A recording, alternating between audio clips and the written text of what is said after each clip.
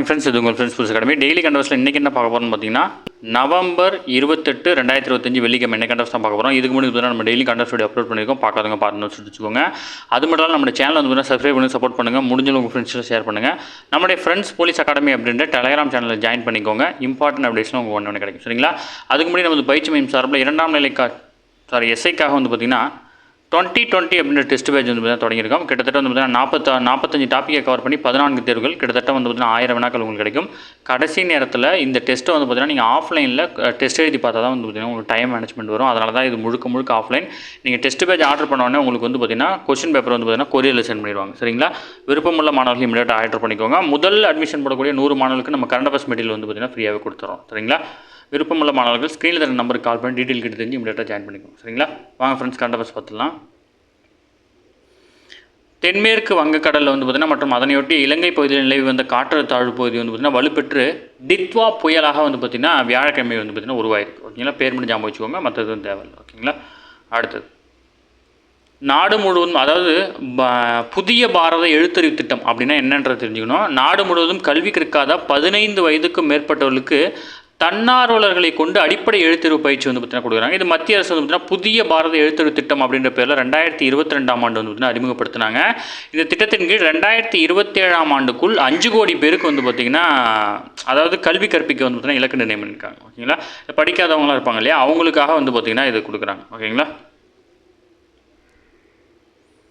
அடுத்து வந்து பார்த்திங்கன்னா சென்னை ஒன் செயலி, சென்னை மாநகர போக்குவரத்து பேருந்துகளில் வந்து பார்த்தீங்கன்னா பயணிக்கும் பயணிகளுடைய வசதிக்காக தான் வந்து பார்த்தீங்கன்னா சென்னை ஒன் அப்படின்ற செயலி வந்து பார்த்தீங்கன்னா கொண்டு வந்திருக்காங்க. அது மட்டும் ஞாபகம் வச்சுக்கோங்க. ஓகேங்களா? அடுத்தது, தாய்லாந்தில் நடைபெறும் சர்வதேச அளவிலான ஈட்டி எறிதல் போட்டியில் வந்து பார்த்தீங்கன்னா சென்னை ஐசிஎஃப் வீரரான சோனை முருகன் தங்கப்பன் வந்து பார்த்திங்கன்னா வட்டு எறிதலில் வந்து பார்த்திங்கன்னா வெள்ளிப்பதக்கம் வாங்கியிருக்காரு. ஓகேங்களா? இவர் வந்து பார்த்திங்கன்னா ஈட்டி எறிதலில் தங்கமும் வட்டு எறிதலில் வந்து பார்த்தீங்கன்னா வெள்ளி பதக்கம் 2 பதக்கம் வாங்கியிருக்காரு. அது மட்டும் ஞாபகம் வச்சுக்கோங்க.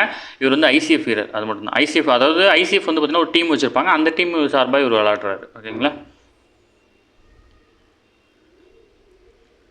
அடுத்தது, அதாவது புற்றுநோய் அப்படின்றது வந்து பார்த்திங்கன்னா மருத்துவத்தினுடைய தந்தை யார் அப்படின்னா ஹிப்போக்ராட்டஸ். ஓகேங்களா? இது ரொம்ப முக்கியமானது. உங்கள் பள்ளி பாடப்புத்தகத்தில் இருக்குது. ஓகேங்களா? அவர் தான் வந்து பார்த்திங்கன்னா 400ஆம் ஆண்டுகளில் கார்சினோஸ் அப்படின்ற புற்றுநோயை பற்றி குறிப்பிட்றாரு. அந்த அதுக்கு பின்னாடி தான் வந்து பார்த்திங்கன்னா கார்சினோமா அப்படின்றது புற்றுநோய் அப்படின்றது வந்து பார்த்திங்கன்னா பெயர் உருவாக காரணமாக இருந்துச்சு. ஓகேங்களா? அதில் தெரிஞ்சுக்க வேண்டியது பள்ளி பாடப்புத்தகங்களுக்கு மருத்துவத்தின் தந்தை யார் அப்படின்னு சொல்லிட்டு அதனால் அதை கொடுத்துருக்கு. ஓகேங்களா? அடுத்தது, பாரத சாரணர் மற்றும் வழிகாட்டிகள் இயக்கத்துக்கு மிகச்சிறந்த சேவையாற்றலை அங்கீகரித்து வழங்கப்பட்ட வெள்ளி யானை விருதை தலைமைச் செயலகத்தில் முதல்வர் மு.க. ஸ்டாலினிடம் வியாழக்கிழமை காண்பித்து வாழ்த்து பெற்றார் பள்ளிக்கல்வித்துறை அமைச்சர். ஓகேங்களா? பள்ளிக்கல்வித்துறை அமைச்சர் வந்து பார்த்திங்கன்னா வெள்ளி யானை விருது வந்து பார்த்திங்கன்னா வழங்கப்பட்டிருக்கு. அடுத்து ரொம்ப முக்கியமானது, விண்வெளித்துறையை பற்றிலாம் இப்போ கேள்விகள் அதிகமாக வருது, அதனால் பார்த்துக்கோங்க. இந்திய விண்வெளியில் தனியார் துறையினுடைய அனுமதித்த போது இளம் தலைமுறையினர் அதை பயன்படுத்தி ஒரு புரட்சிக்கு வந்து பார்த்திங்கன்னா வழிவகுத்திருக்காங்க அப்படின்னு பிரதமர் பேசியிருக்காரு.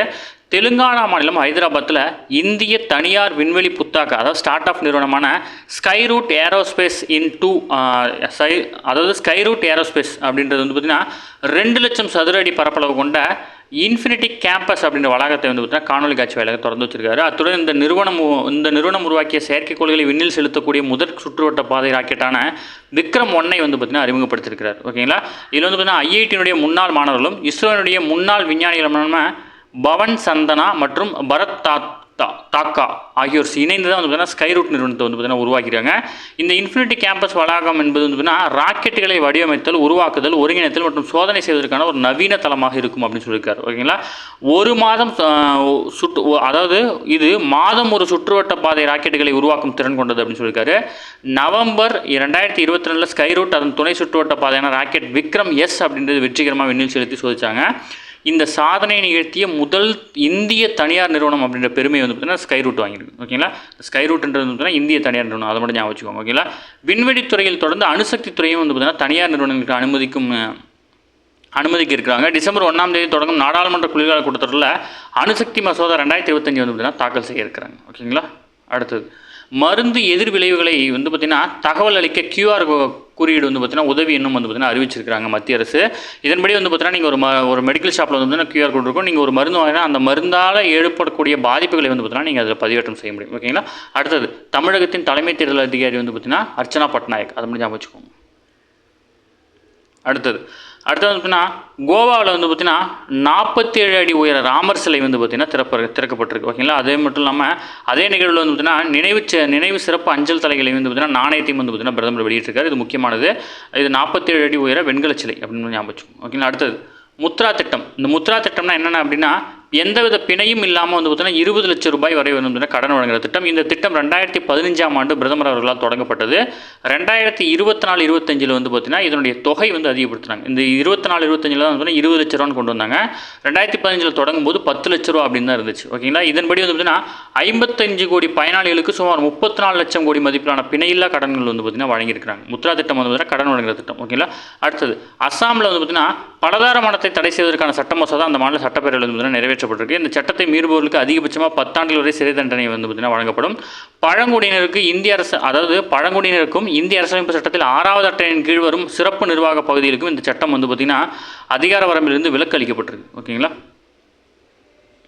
அடுத்தது புதுதில்லியில் நடைபெற்ற சாணக்கியா பாதுகாப்பு துறையில் கலந்துரை மாநாடு நடத்துகிறாங்க. இது வந்து பார்த்தீங்கன்னா 3வது முறையாக வந்து பார்த்தீங்கன்னா இப்போ நடத்துகிறாங்க. ஓகேங்களா. இந்திய ராணுவம் 2023 2032 காலகட்டத்தை வந்து பார்த்தீங்கன்னா ஏற்கனவே மாற்றத்திற்கான 10 ஆண்டு அறிவிச்சிருக்காங்க. 2023 32 அப்படியே நம்பர் திருப்பி கூட வரும். இது மாற்றத்திற்கான 10 ஆண்டு அப்படின்னு வந்து பார்த்தீங்கன்னா அறிவிக்கப்பட்டிருக்கு.